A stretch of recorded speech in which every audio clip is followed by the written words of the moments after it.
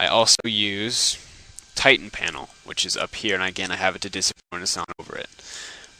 I guess it's kind of nice. I like its durability thing because it's really bad to go into a fight and find out 5 seconds later that your weapon was basically broken, and then it breaks on you, and then you can't get through it, and then the group wipes, and you have to explain to everybody and then pay for repairs. It's not fun.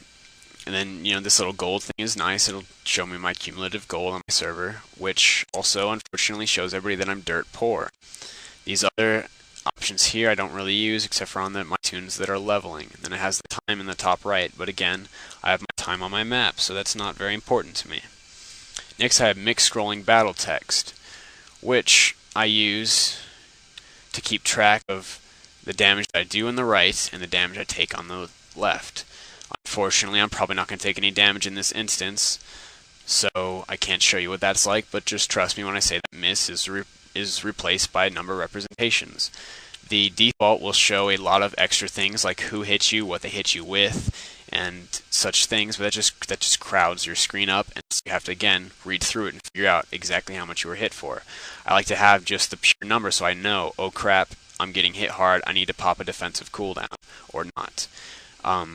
It's simplified. You don't need all that extra information.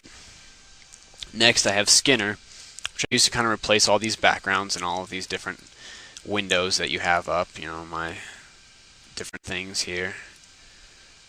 Which it's nice. I like the clean look again. I don't like that standard Blizzard parchment background or the other like grayish backgrounds. Next, I have Carbonite, which I don't use as a mini map, but I do like it, especially when I am leveling. It's great for showing you quest objectives, and it's nice for your little go-to arrows and stuff. And I like the Google Map type map here. I also use it when I'm farming mining nodes and stuff. That is when it is really, really useful. I generally despise farming, but with Carbonite, it's pretty bearable.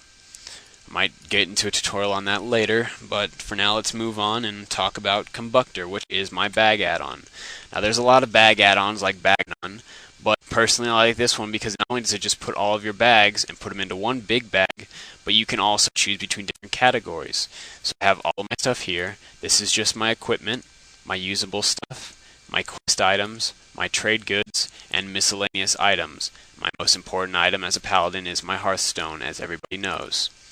I can also go in and see my trade bag and my keys here. And then, of course, the search. Another add-on is Gear Score. Now, let me talk to you about Gear Score for a second. Gear Score sucks, okay? It's not something that you should use to bar people from your raids. I have a rogue who has 5200 Gear Score, and he out DPSs pretty much most people who have a higher gear score because a lot of them just suck. Gear score can give you a ballpark estimate. It can tell you, hey, this guy's in blues and greens. But it cannot tell you, hey, this guy's good for my raid or not. If you really want to find that out, you have to go into their armory.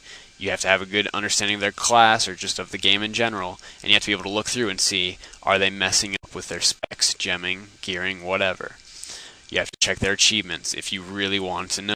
A flat gear score thing, especially a high one, is a bad idea. A lot of times, like let's say we're doing ICC, I would say like a 4500 gear score would probably be a good bar for ICC 25. Though I have done it with people less. If we're doing it for a pug, that's I think a good barrier. It might be lower. But if you're doing something like 5500 gear score, that's a bad idea because that just means that they're geared. 4500 is probably about the limit at which your gear will do stuff for you, meaning that even if you're good, if you're a fresh 80 and you just have some Triumph gear and a lot of like item level 200s, then you're going to be limited by your gear as to what instances you do. But a lot of people put too much stress on gear requirements. It's not that heavily needed to have just best in slot gear. It's not that great of a difference.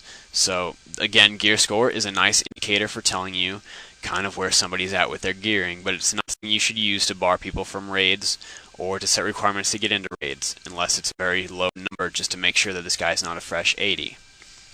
Having said that, everybody should have the Gear Score add-on because it has become so prevalent in our community at this point that you need to know what is my gear score. It's also kind of nice, I guess, to see where your gear progresses. Though again, there's some things like for holy paladins, the best in slot Librum is this item level 200 Librum of Renewal. That will lower your gear score by well, not a lot, but it'll still lower it. You know, just things like that. Some stuff, like my weapons here, they're 245 heroic stuff, but they're better than the 251 stuff from ICC 10. Not the heroic versions, mind you, but still, their gear score will be lower, even though they're better weapons for me. So it's not something that you should use as like a god in determining your gear, especially because it doesn't factor in gems or enchants, but it is a good thing to know, I suppose. My next thing is Omni CC, which will show me a little cooldown in numerical form for my abilities. I'm sorry, Defy is minor. You weren't doing anything, but I have to make this UI video. That's nice because, you know, this little clock thing can be deceiving, especially when you have two abilities that are on different timers. This one is a 9-second cooldown, or 8-second cooldown, and this one's a 30-second cooldown. This one still spawned, or went up faster than this one, even though the little bar thing, the little clock, was progressed a lot more. It's nice to have that little number representation.